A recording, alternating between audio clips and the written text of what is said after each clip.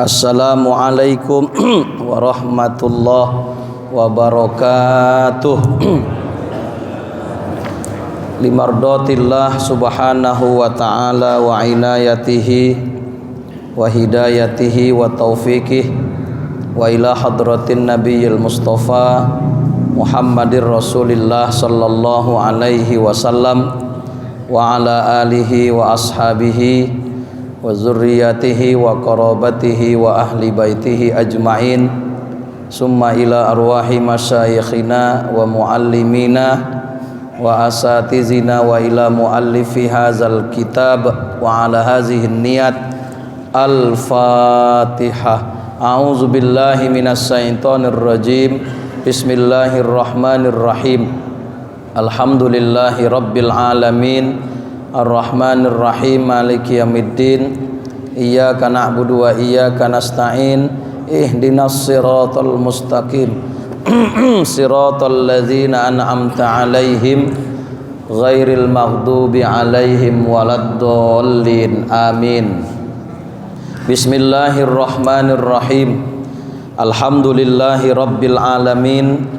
Wassalatu wassalamu ala asrafil anbiya'i wal mursalin wa ala alihi wa sahbihi wa sallim ajma'in. Qala al muallifu rahimahullah wa adama naf'ana bi'ulumihi fid daraini amin. Summa qala Allahumma hidayatan lis-shawab ya rabbal alamin.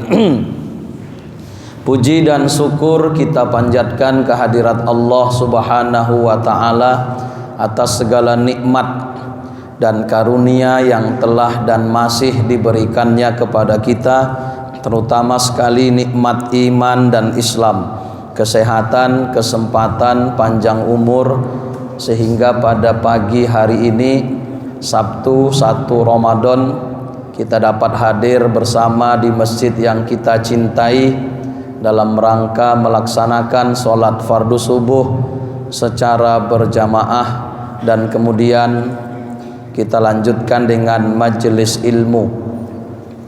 Di dalam satu riwayat disebutkan man hadara majlisan min majalisil khair kataballahu lahu bikulli qadamin ibadatasana.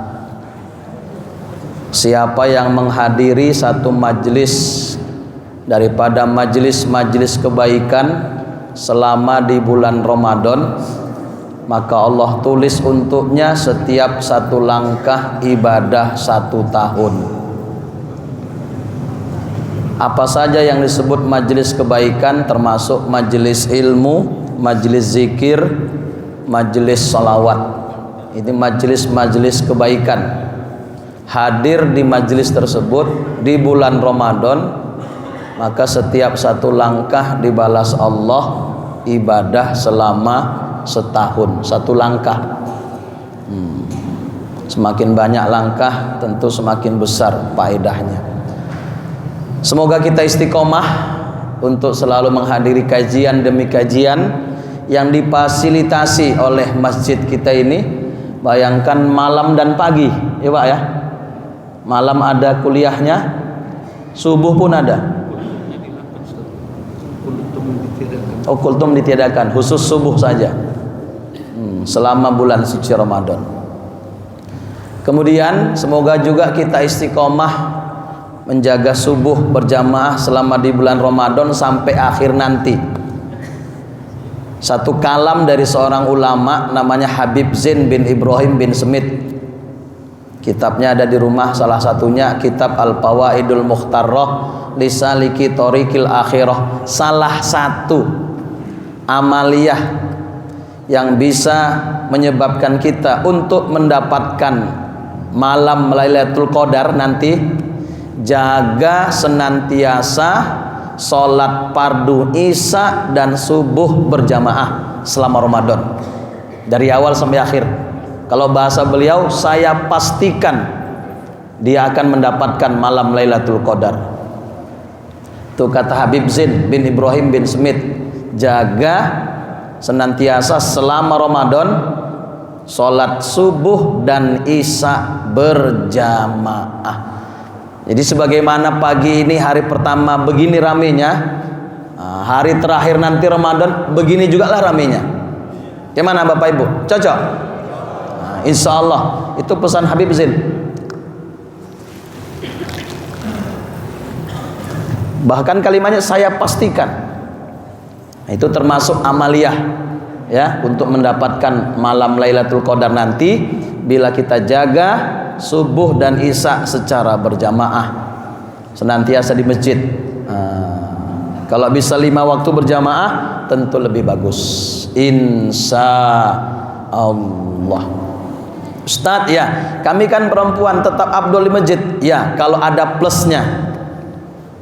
Kalau semata-mata sholat betul di rumah, tapi kalau ada plusnya, apa plusnya?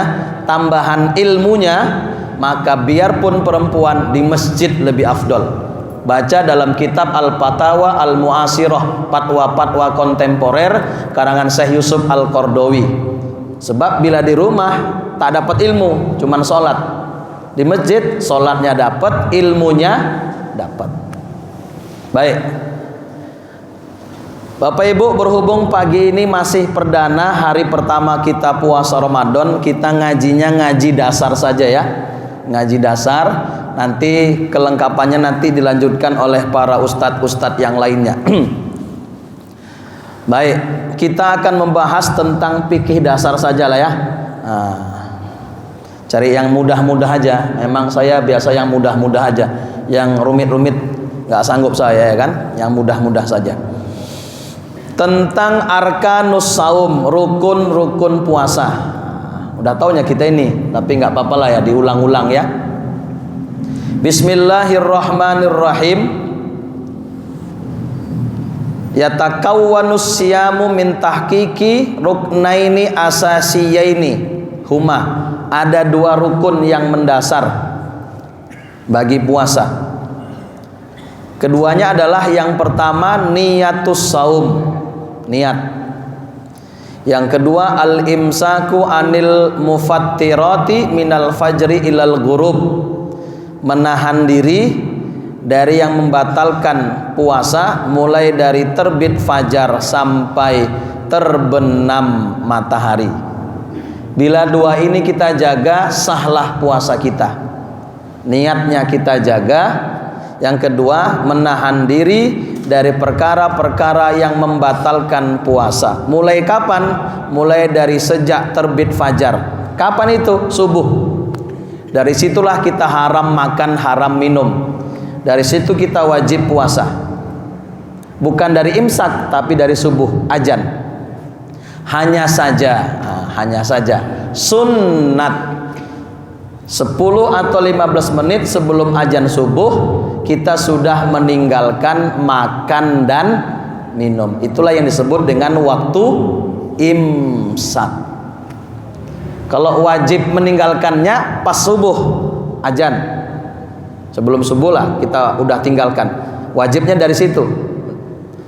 Tetapi sekali lagi 10 atau 15 menit sebelum azan subuh kita sudah disunnatkan meninggalkan makan dan minum. Ini yang disebut dengan waktu imsak.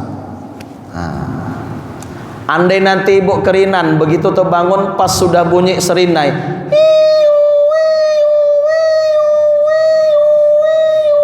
kayak gitu kan suara serinan imsak kan? Oh itu ambulan ya, ambulan bawa orang mati ya. Astagfirullahaladzim. Baru terbangun awak. Boleh makan, silakan. Minum, silakan. Yang penting belum azan subuh. Bila sedang makan, azan subuh berkumandang, kata Imam Nawawi, wajib Anda muntahkan, Anda keluarkan makanan yang ada di dalam mulut Anda. Jangan pula ditelan lagi Pak Haji. Tanggung. Nggak taunya suamiku, nggak taunya istriku. Jangan. Allah tahu. Bila sudah azan masih kita kunyah makanan tuh, wajib dimuntahkan yang di mulut tuh.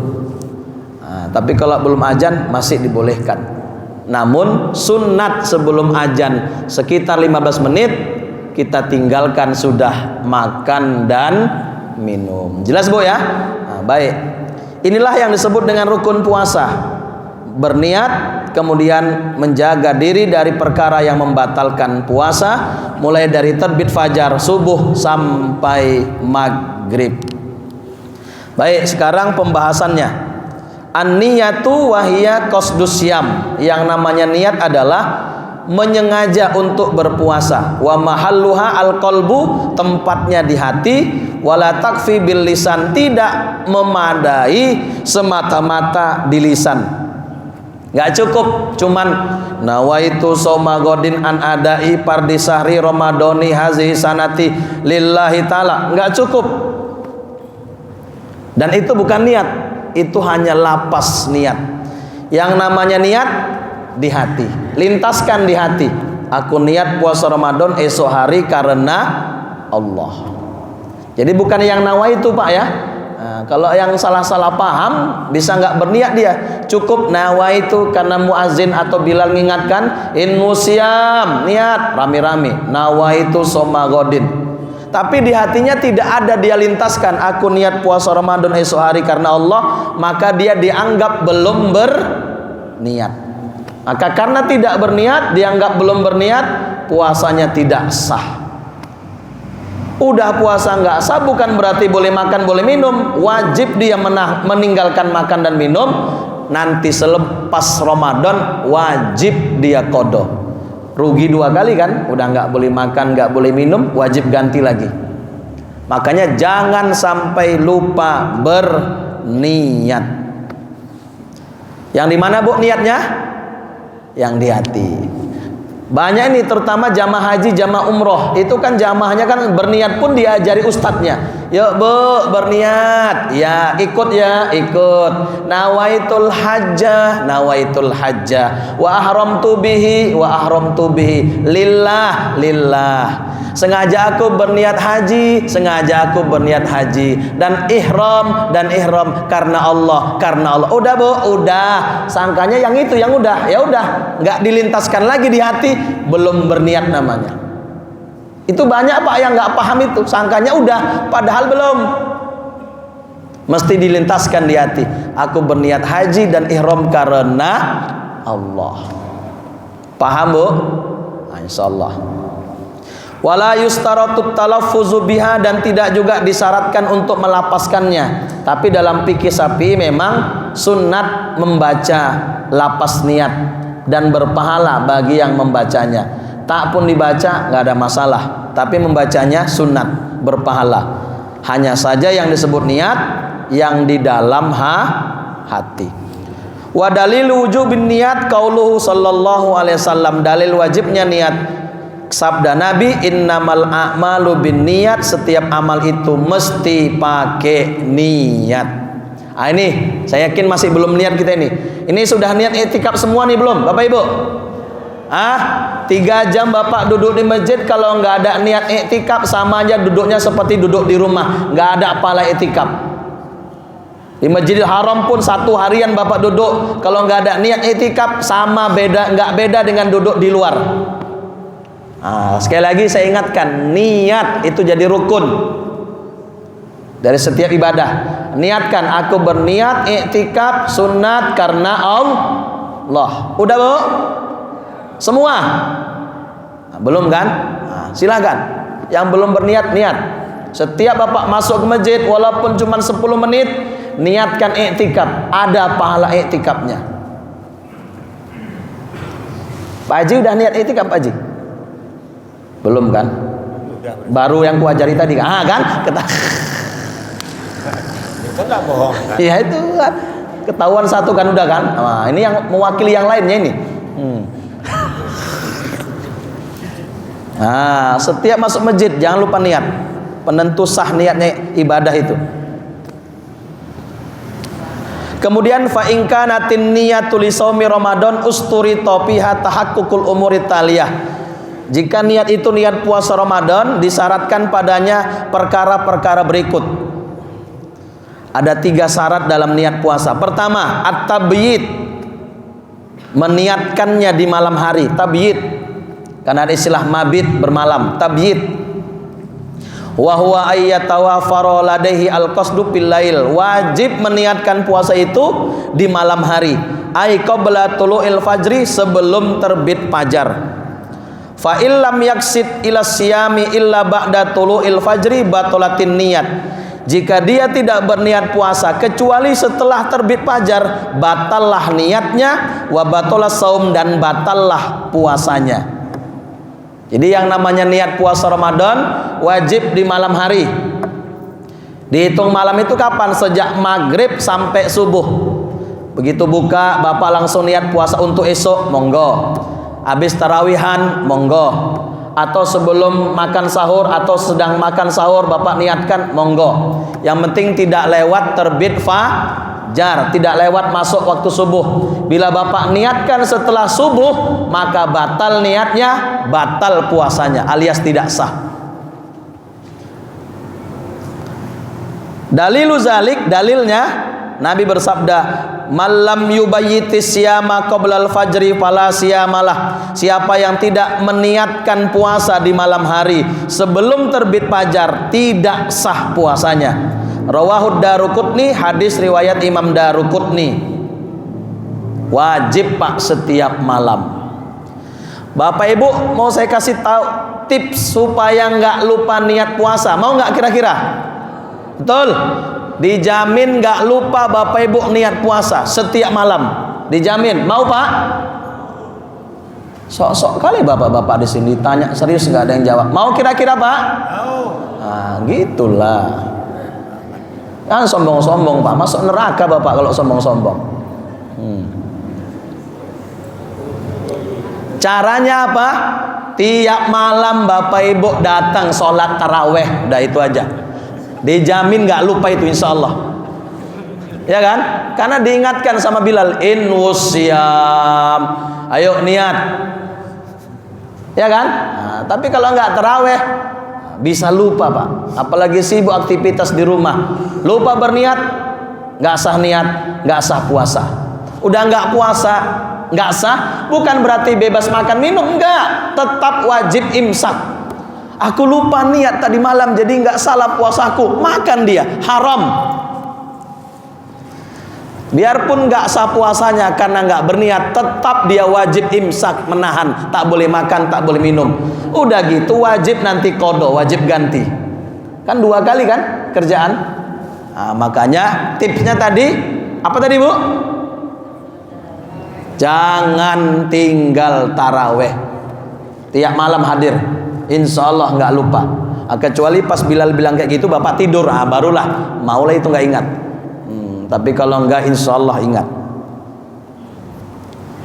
Oke ya, 1 syarat dari niat puasa Ramadan adanya tabyid di malam hari, meniatkannya di malam. Waktu malam disebut sejak maghrib sampai subuh.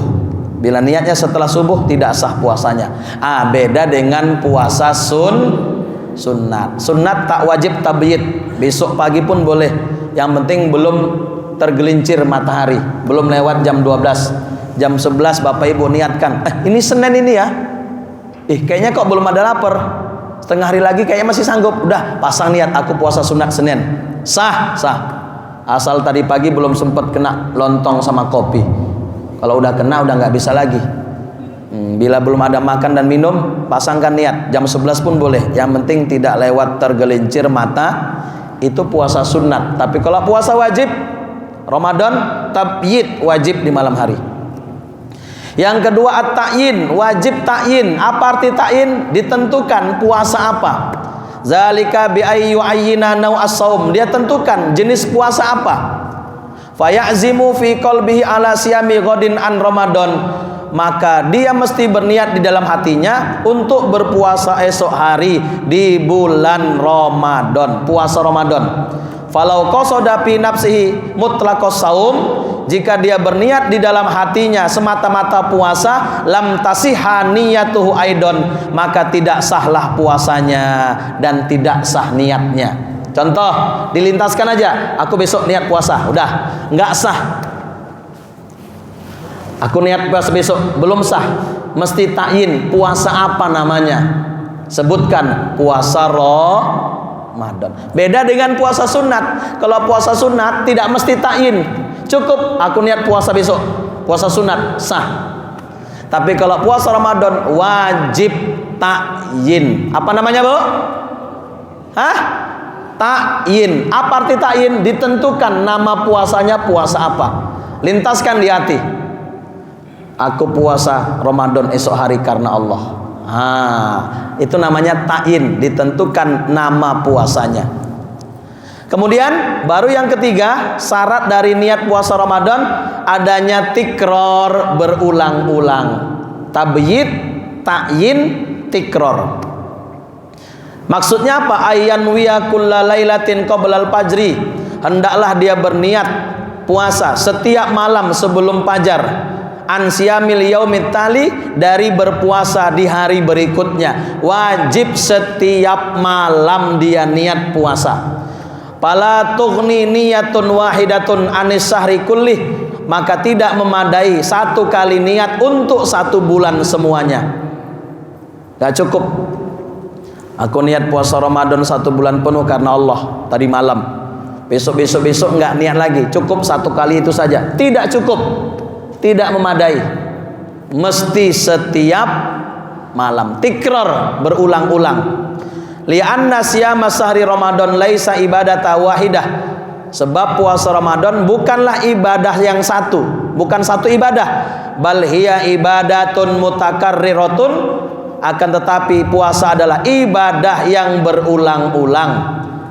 Bukan satu ibadah puasa itu, tapi ibadah yang berulang-ulang. Wa kullu ibadatin la budda an tanfarida biniyatin mustaqillah, dan setiap ibadah itu mesti tersendiri niatnya, berdiri sendiri. Ini namanya tikror. Jadi Bapak Ibu sekali lagi jangan lupa. Kecuali sebetulnya udah telat kita, tapi nggak apa-apa sebagai ilmu. Kecuali kalau tadi malam Bapak di samping niat puasa Ramadan untuk esok hari, Bapak juga meniatkan puasa Ramadan untuk satu bulan. Ini namanya dijamak, digabung. Dua niat sekaligus. Nah, apa faedahnya? Bila lupa nanti di malam tertentu Bapak berniat, umpama di malam 10 lupa berniat, maka puasa kita tetap sah. Bila tadi malam pertama Bapak sudah meniatkan juga puasa untuk satu. Ada tadi malam yang niatnya sebulan? Berarti udah paham. Andai lupa nanti malam ke-27, kenapa orang terawih dia sibuk menyiapkan persiapan pulang kampung, Pak Haji. Akhirnya nggak terawih, lupa niat. Karena di awal Ramadan sudah niat satu bulan juga, puasanya tetap sah. Jadi kalau tadi malam nggak niat satu bulan, hati-hatilah, jangan sampai lupa. Bila lupa nggak sah puasa, wajib qadha.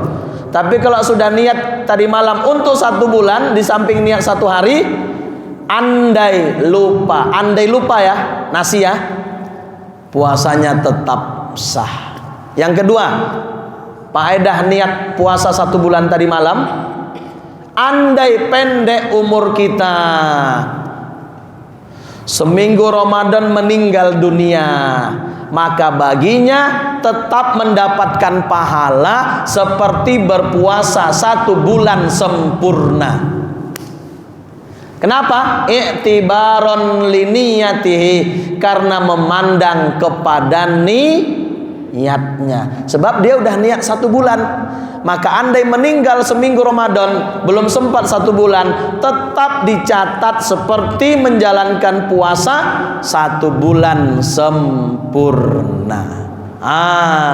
Maka selamatlah yang tadi malam juga niat satu bulan. Yang nggak niat, hati-hati. Pak Haji tadi malam ada nggak niat satu bulan? Ada.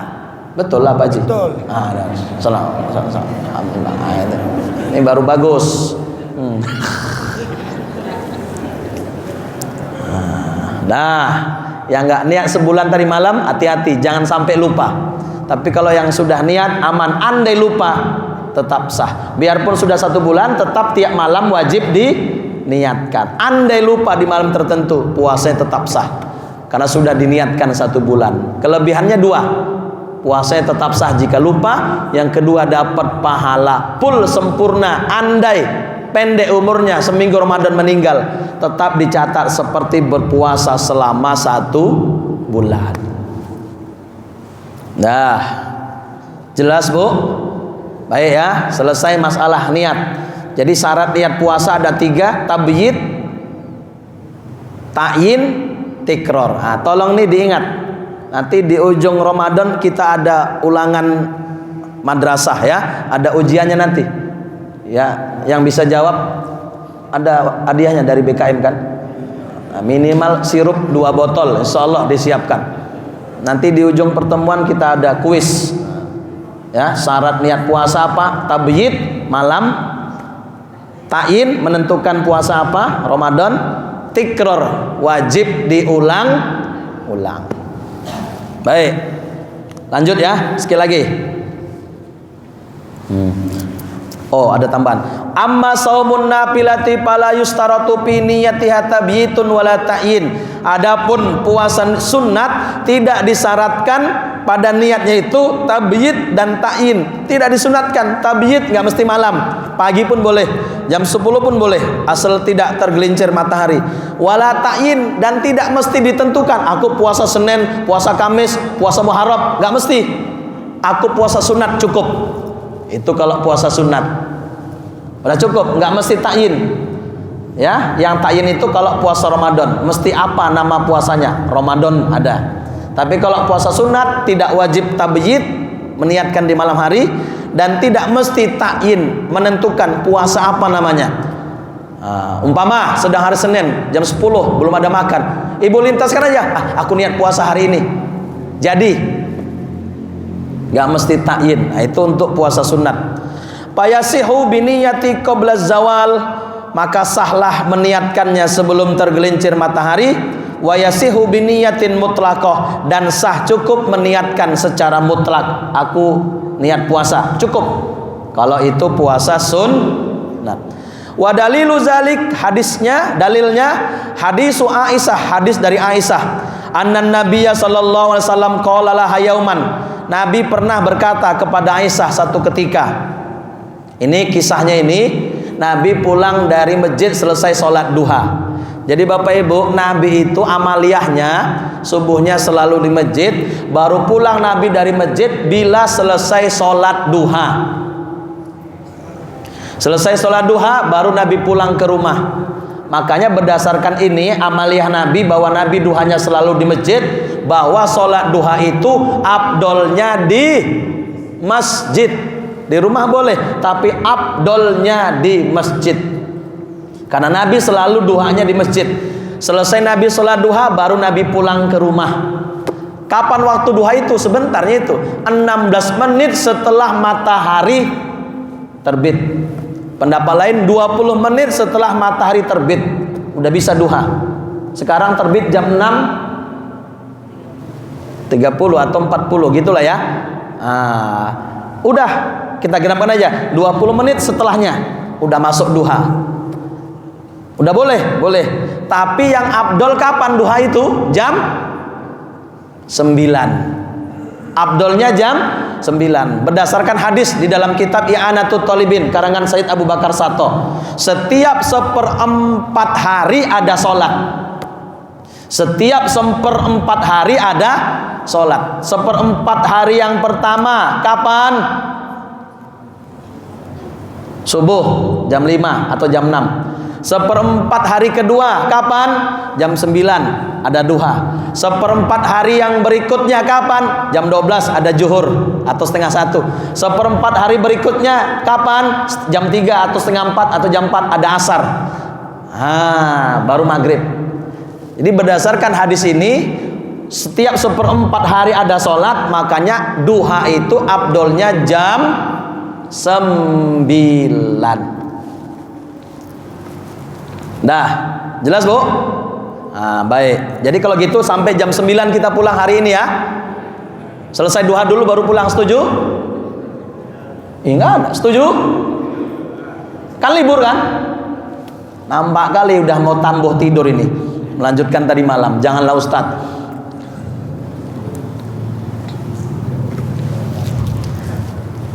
Muncul pertanyaan, Ustadz, tadi Ustadz bilang lebih afdol di masjid, betul. Kemudian mengenai waktu yang afdol jam 9, betul. Andai terjadi benturan, maksudnya apa? Kalau ku kejarkan di masjid, nggak dapat ku jam 9, karena nggak mungkin awak sampai jam 9 di masjid terus. Udah, kalau ku kejarkan waktu jam 9, aku udah di kantor, di tempat kerja, nggak dapat ku masjid. Mana yang dipilih, yang lebih afdol? Lebih afdol waktu atau lebih afdol tempat? Pilih lebih afdal waktu ketimbang tempat. Keterangan itu ada dalam kitab I'anatul Thalibin, sarah dari kitab Fathul Mu'in. Biarlah bapak nggak mendapatkan keabdulan tempat alias nggak di masjid, di rumah bapak kerjakan atau di kantor atau di tempat kerja, tapi kita bisa mendapatkan keabdulan waktu. Abdul waktunya jam 9. Paham kira-kira kan Pak? Kita mau dapat dua-duanya, jam 9 sama di masjid, bagus. Tapi nggak dapat ini Ustadz, karena jam 9 aku udah di tempat kerja. Kayak mana ya? Kalau di masjid bisa, tapi jam setengah 8 lah. Nggak dapat jam 9-nya. Nah, kalau terjadi benturan begitu, memilih afdol waktu itu lebih utama ketimbang memilih afdol tempat. Paham Bu? Baik. Setelah pulang Nabi selesai sholat duha, hal indakum min ghiza. Nabi bertanya kepada Aisyah, adakah di sisimu makanan? Ada makanan? Ada masak apa?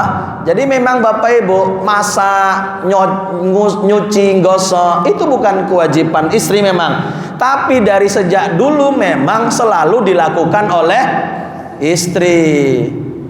Ini istri Nabi yang ngerjakan. Tapi bukan kewajiban, harus Bapak pahami. Makanya suami yang baik, karena istri melakukan sesuatu yang bukan kewajiban selama ini, memasak, mencuci, menggosokkan untuk kita, maka suami yang baik minimal rajin-rajinlah suami itu memberikan apresiasi, penghargaan kepada istrinya. Minimal kapan? Pas ulang tahun, Bapak kasihlah hadiah minimal 10 gram emas. Cocok Bu kira-kira? Kita tanya dulu bapak-bapaknya, cocok Pak? Udah tanggung jawab Pak ya, udah Bapak bilang cocok ya. Itu suami yang baik, karena yang mereka lakukan bukan kewajiban. Ya, jadi suami yang baik kasih penghargaan, apresiasi minimal setahun itu pas ulang tahun belikan emas 10 gram. Ini malah jual emas istri pula, alah nasib. Yang sebelah sini belum ada jawaban tadi Pak, cocok Pak?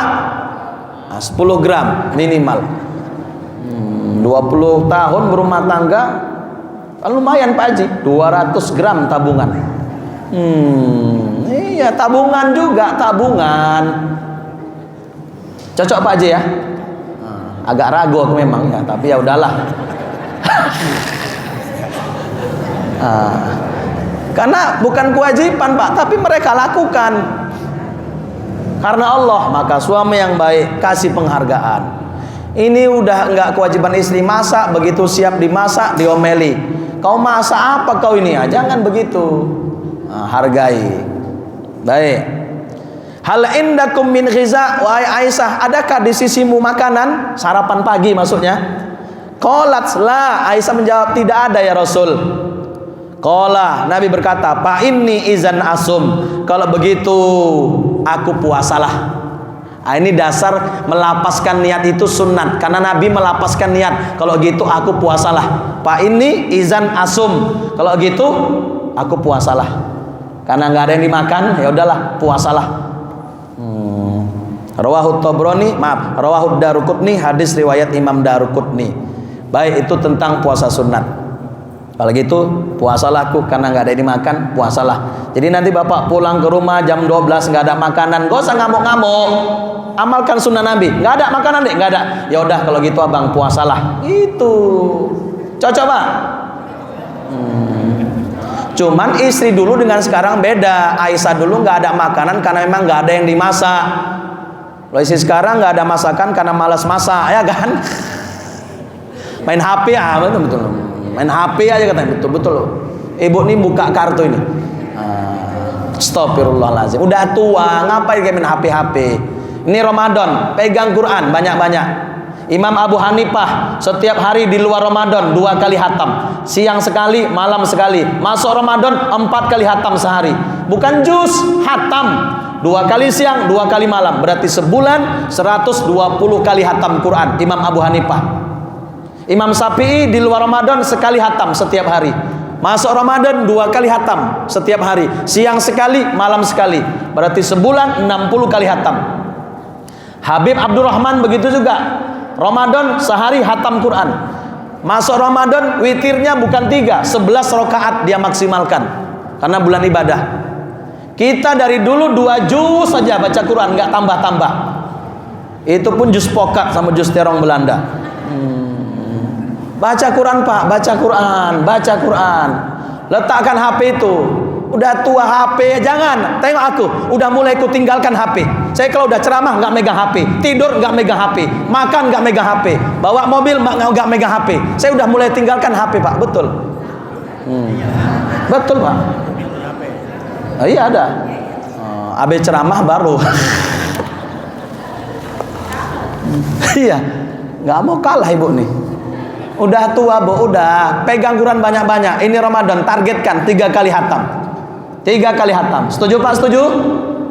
Nggak bisa 3, minimal sekali hatam pun jadi Pak. Malu kita Pak sama Allah. Ini bulan diturunkannya Al-Quran. Imam Malik, gurunya Imam Syafi'i, setiap hari di luar Ramadan ngajar hadis kitab Al-Muwatta. Ngajar kitab Al-Muwatta hadis. Tapi begitu mau masuk Ramadan, kajian hadisnya dia hentikan. Kenapa? Karena beliau ingin mengganti aktivitas mengajarnya dengan memperbanyak membaca Al-Quran. Dia stop ngajinya karena dia ingin memperbanyak baca Quran selama Ramadan. Yuk Bu, kita targetkan minimal sekali hatam pun jadi selama Ramadan. Setuju Pak? Setuju? Andai pun nggak dapat karena Bapak bacanya tertatih-tatih agak lambat, oke lah, yang penting baca Quran. Setiap habis sholat baca Quran, jangan nggak baca. Bahkan disebut dalam kitab Al-Fawaidul Muhtarrah, man qama bi asri ayat lam yuktab minal ghafilin. Siapa yang menjaga 10 ayat setiap hari, maka dia tidak dicatat sebagai kelompok orang yang lalai. Minimal itu Pak, 10 ayat setiap hari. Bila 10 ayat tidak kita baca setiap hari, hingga nanti di luar Ramadan pun tak kita baca, kita tergolong manusia yang lalai. Biarpun Bapak sholatnya nggak tinggal lagi, tapi kalau Quran nggak Bapak baca minimal 10 ayat setiap hari, kutiba minal ghafilin, kita dicap sebagai orang yang lalai. Kok jadi terdiam semua ini? Berarti betul yang aku bilang, banyak yang lalai kita nih Pak. Pegang Quran Pak, pegang. Walaupun minimal sehari berapa ayat tadi? 10 ayat. Jangan nggak dibaca itu, 10 ayat. Tapi kalau Ramadan kita tingkatkan. Habis Ramadan nanti minimal 10 ayat, jangan kurang. Lebih bagus. Insya Allah. Baik. Masih waktu Pak? Masih ya? Sekali lagi lah, tanggung. Mau kemana lah? Mau sarapan pun nggak bisanya. Udah.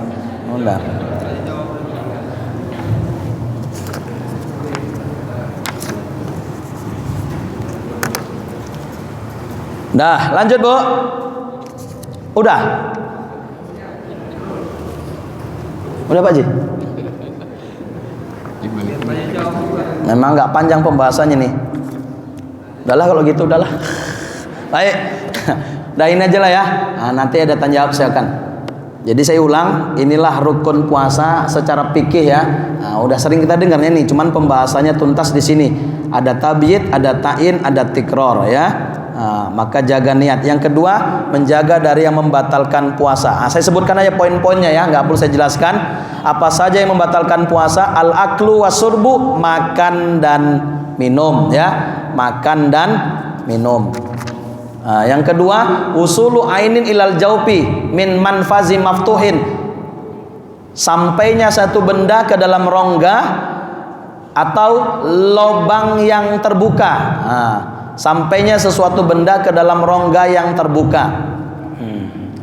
Yang namanya ain, benda itu apa? Ayusai'in tarahul ain.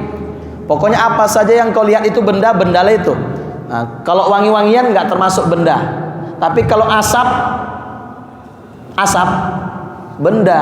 Makanya orang merokok batal nggak? Batal, karena asapnya itu benda.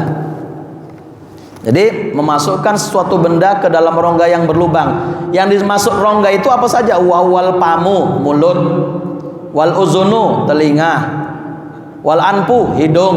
Wal kubulu, kubul, depan. Wad duburu, belakang. Minaz zakari wal unsa, baik laki-laki ataupun perempuan. Berarti kalau dari mata enggak, karena rongga yang dimaksud mulut, telinga, hidung, kubul, dubur. Adapun dari mata tidak. Dia enggak dihitung rongga yang berlubang, karena dia rongga yang tertutup. Nih contohnya, wal kitratu fil aini ghairu mubtirah. Memberikan tetesan ke dalam mata itu tidak membatalkan. Li'annahu manfazu, karena dia rongga ghairu maftuh, yang tidak terbuka. Nah, jadi kalau mata nggak masuk, yang rongga di sini mulut, hidung, telinga, kubul, dubur. Baik, 2 ya. Satu ini. Walau tamat mado awis tansako pasabako maul mat mado awil istinsak ila jaupih. Jikalau seseorang berkumur-kumur atau memasukkan air ke hidung, lalu masuk air tadi ketika berkumur-kumur melewati rongganya, tertelan umpama, fa innahu la yubtir, tidak membatalkan puasa, illam yakun qad balagha, kecuali kalau dia berkumur-kumur dan memasukkan air ke hidung secara mubalaghah, bersangatan, asna al-wudu, di pertengahan wudu. Jika dia berkumur-kumurnya bersangatan, ternyata secara tidak langsung air itu masuk ke rongganya, batal puasa.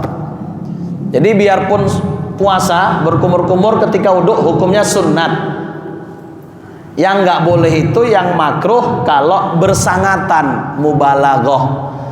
Bila dilakukannya juga mubalaghah, bersangatan, contoh saking keringnya masuk tanpa sengaja pun batal puasa, karena dilarang bersangatan. Kenapa dilakukan? Tapi kalau sekedarnya saja kumur-kumur ternyata masuk nggak sengaja, nggak batal puasa. Begitu juga istinsak, memasukkan air ke hidung sengaja, sekedarnya saja nggak apa-apa. Tapi kalau masuk, batal puasa, karena dilarang bersangatan ketika puasa berwudu, baik berkumur-kumur maupun memasukkan air ke hidung. Baik, termasuk mandi, hati-hati, Bu. Mandi tanpa sengaja pun masuk air ke telinga, batal. Batal. Atau masuk melalui hidung, batal. Melalui mulut, batal. Mandi, kecuali mandi yang disyariatkan, mandi sunat hari Jumat atau mandi wajib. Memang yang mandi disyariatkan, bukan mandi adem. Ini mentang-mentang panas 1 hari 7 kali mandi. Mandi yang kelima masuk air tadi, batal puasa. Hati-hati. Jadi mandi yang disunatkan, mandi yang disyariatkan itu nggak apa-apa. Tapi kalau mandi sekedar ngadem, tau Pak, ngadem ya, ngadem. Karena saking panasnya ingin bolak-balik mandi, apalagi ngerendam. Ngerendam, masuk air, batal puasa. Walaupun tak sengaja, karena dilarang merendam. Nah, itu hal-hal yang tafsili ya. Nah, baik, kita teruskan. 2 ya, bahkan minum. Yang kedua, memasukkan satu benda ke dalam rongga yang berlubang. Jadi yang disebut rongga apa tadi, Bu? Mulut, telinga, hidung, kubul, dubur. Adapun dari mata nggak masuk. Yang ketiga, al-qai'ul muta'ammadu fih, muntah dengan sengaja, batal. Yang keempat, al-wat'u amdan, berhubungan suami istri sengaja, batal. Walau man bi ghairi inzal, maaf, walaupun tidak keluar mani, tapi berhubungan suami istri, batal. Walaupun tidak sampai keluar, umpama, batal puasa bila sengaja. Tapi kalau lupa Pak, nggak sengaja, nggak batal. Asal jangan pura-pura lupa ya. Takutnya pura-pura lupa pula. Kacau. Nah, 4 ya. Yang kelima al-istimna, maaf, mengeluarkan sperma dengan sengaja, baik dengan cara mencium atau berpelukan atau dan lain-lain sebagainya dengan sengaja. Yang keenam al-haid wan nifas, haid dan nifas. Yang ketujuh al-junun wardah, gila dan murtad. Gila. Lalu apa bedanya dengan pitam? Kalau gila, walaupun 5 menit tiba-tiba gila, batal puasa. Mana tahu tiba-tiba gila Bapak kan 5 menit batal puasa. Iya. Tapi kalau pitam batal nggak puasa? Tergantung. Kalau dia sadar sebelum terbenam matahari, puasanya tetap sah. Pingsan, pitam, sama itu. Jam 3 pingsan, saking panasnya. Terakhir terbangun jam 5:30, masih ada waktu jeda puasa, puasanya masih sah. Tapi kalau sadarnya begitu matahari sudah terbenam alias sudah maghrib, maka puasanya batal. Itu untuk pitam dan pingsan. Tapi kalau gila 5 menit pun batal. Itulah bedanya gila sama pitam atau pingsan. Iya. Beda lagi dengan tidur tingkatannya. Kalau tidur 1 harian pun nggak bangun-bangun, sah. Itu tidur. Kalau pitam di atasnya sama pingsan. Andai pingsan atau pitam, bila bangun sebelum matahari terbenam, maka puasanya masih sah karena masih ada lagi jeda puasa. Tapi kalau bangun sadarnya dari pingsan setelah maghrib, batal puasa. Tapi kalau gila, begitu gila walaupun sebentar, langsung batal puasa. Makanya Pak, jangan dipikirkan kali hidup nih. Ya Pak ya, jangan dipikirkan kali, jalani aja. Saatnya ngaji, pikirkan ngaji. Saatnya makan, pikirkan makan. Saatnya minum, minum. Saatnya kerja, pikirkan kerjaan. Ini saatnya ngaji masih mikiri utang. Jadi pikiran, ya kan? Jalani aja. Tiba tanggalnya bayar, gitu aja. Cocok. Kalau mau dipikirkan sebelum Bapak ngambil utang, sanggup nggak? Sanggup nggak? Itu yang dipikirkan. Ini kalau udah kejadian, jalani aja. Saatnya kerja, kerja. Saatnya tanggalnya wajib bayar. Udah. Ini dipikirkan. Apalagi seminggu lagi jatuh tempo. Nggak bisa tidur dia. Ya Pak Haji ya. Jangan dipikirkan kali Pak Haji.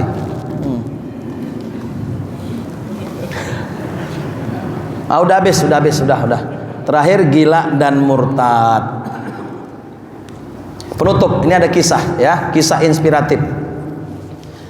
Terjadi pada seorang Syekh Abdul Qadir Al-Jilani.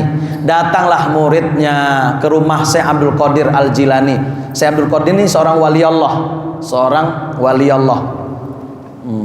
Ada kisah nih ya. Datang muridnya bertamu. Dia di luar Ramadan nih, di luar Ramadan. Disuguhi makanan lah sama gurunya Syekh Abdul Qadir. Silakan makan muridku. Enggak tuan, maaf. Ini so'im, saya sedang puasa. Makanlah, nggak apa-apa makan. Saya jamin makanmu itu lebih besar pahalanya ketimbang puasamu. Makanlah. Ini nyuruh guru ini. Enggak tuan, maaf, saya nggak makan. Ini so'im, saya puasa. Disuruh lagi sama Syekh Abdul Qadir. Makanlah, makan. Saya jamin makanmu ini 2 kali lipat pahalanya ketimbang puasa yang kau teruskan. Enggak tuan, minta maaf, saya sedang puasa. Saya sedang puasa. 2 kali, sampai yang ketiga kali, makanlah, makan. Saya jamin 3 kali pahalamu lebih besar makan ketimbang kau teruskan puasa. Enggak, maaf tuan, saya sedang puasa. Maaf, saya enggak makan. Saya puasa sunat ini. Akhirnya kata Syekh Abdul Qadir, baik, pergilah anda. Karena anda orang yang jauh daripada rahmat Allah. Betul Pak, singkat cerita, si murid tadi akhir kehidupannya murtad Pak, nauzubillah. Murtad Pak. Kenapa? Ada rahmat Allah ditolak. Ini ya, puasa sunat itu sifatnya fleksibel.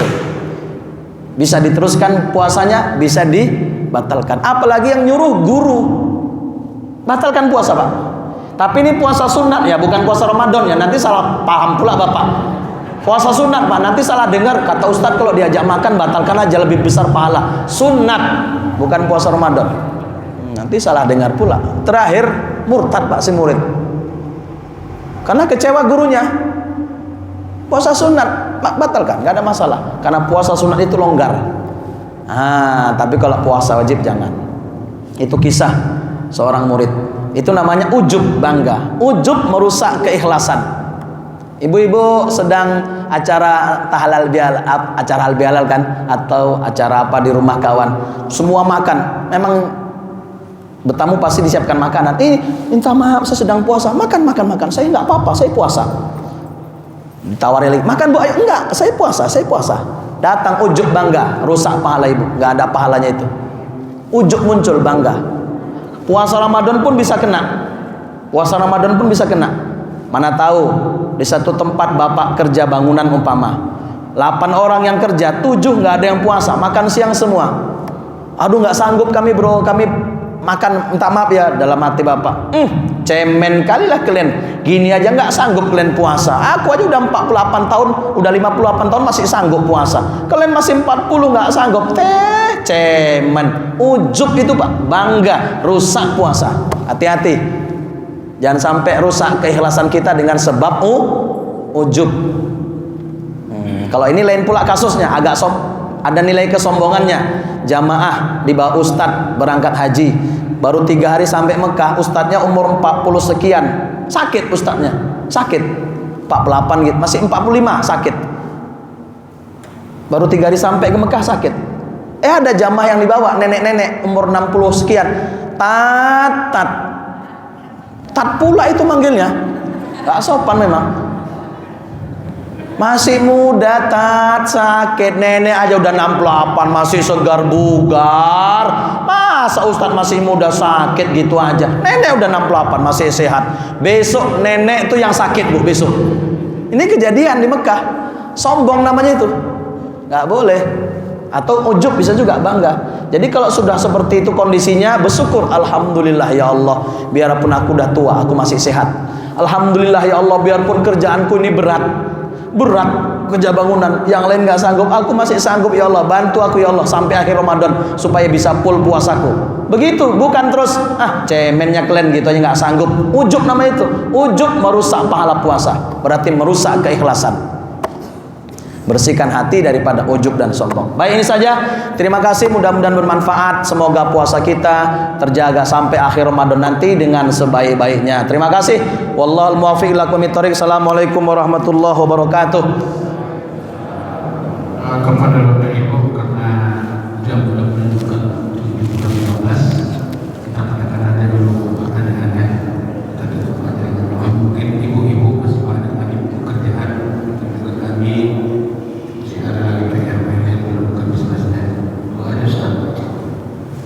mau kemana Bapak?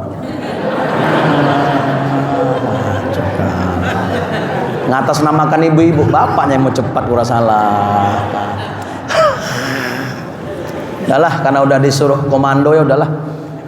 Alhamdulillahirabbil alamin. Allahumma shalli ala Muhammad wa ala ali Muhammad. Allahumma zidna ilma warzuqna fahma warzuqna amala. Allahumma dzakkirna ma nasina wa 'allimna ma jahilna wanfa'na bima 'allamtana wa 'allimna ma yanfa'una wa zidna ilma. Allahumma faqihna fid din wa 'allimna at-ta'wil. Allahumma a'inna 'alal qiyami was siyami wa tilawatil Qur'an. Allahumma inna nas'aluka ridhaka wal jannah wa na'udzubika min sakhatika wan nar. Wa sallallahu wa sallama alaihi walhamdulillahi rabbil alamin. Subhanaka Allahumma wa bihamdika asyhadu an la ilaha illa anta nastaghfiruka wa natubu ilaik. Assalamualaikum warahmatullahi wabarakatuh.